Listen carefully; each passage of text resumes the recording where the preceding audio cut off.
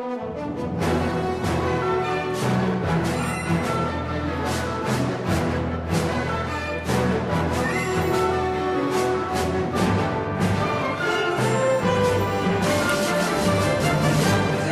bonjour. Nous interrompons votre programme habituel pour vous faire part d'une information de première importance. Nous venons de recevoir le dernier rapport de la NASA qui contient des résultats alarmants sur la situation de la planète Terre. Tout de suite, les images de la NASA avec le reporter Frida.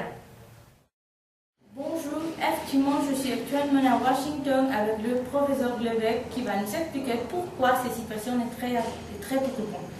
Bonjour professeur, pourriez-vous expliquer à notre audience de quoi il s'agit dans ce rapport? Bonjour à tous.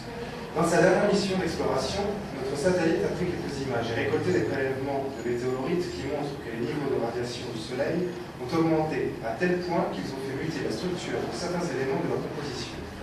Leur action est un peu comparable à celle des éléments radioactifs qui causent le cancer. Alors, si cette radiation touche notre planète, elle fera de très gros dégâts sur la population. Pourriez-vous nous dire quel genre de dégâts? Bon, même si réellement, il n'y a pas de dommages visibles immédiatement, la radioactivité commence déjà à avoir une influence sur nos organismes. Si le CO2 dans l'atmosphère continue d'augmenter encore pendant 2 ans, cette radioactivité va surtout provoquer des cancers de la peau. Cela commencera avec des petits grains de beauté qui grossiront, puis un vieillissement prématuré de l'épiderme et la chute des cheveux. Bref, toutes les conséquences qu'implique le cancer. La lumière du soleil, trop forte, pourra occasionner également la perte graduelle de la vue juste en sortant sans lunettes. En plus de cela, cette radioactivité risque d'affecter les autres êtres vivants. Les plantes vont muter jusqu'à devenir inaptes à nourrir la population. Les animaux aussi auront des cancers et ne seront plus comestibles. Et je passe sur les milliers d'autres problèmes que vont engendrer ces radiations. Alors, il va vraiment falloir agir. Que peut-on faire pour éviter cela? Même si on ne peut arrêter ce qui génère ce problème de radiation, on peut diminuer son effet sur la Terre. On peut commencer à appliquer, dès aujourd'hui, toutes les recommandations déjà faites pour éviter la pollution de l'air.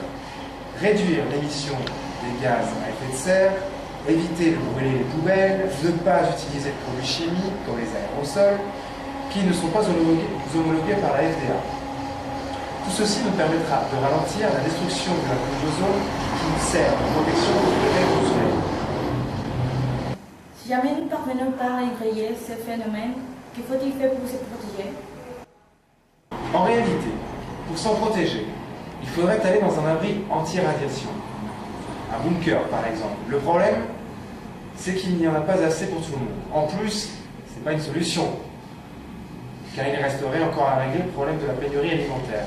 Donc, je crois qu'il sera mieux pour tous de réussir à éviter d'en arriver là. Oui, on vous voit. Merci professeur. Voilà les informations. C'était Frida pour Francophonie Télé. À vous le studio. Merci Frida.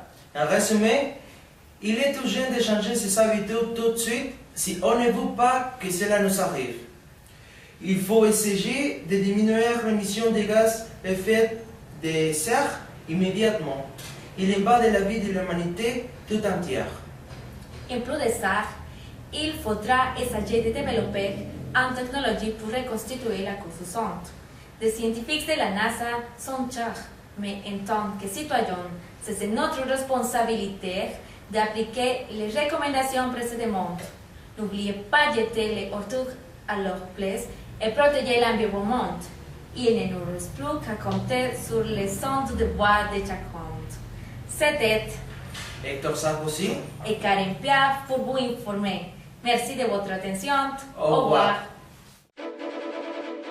Au revoir.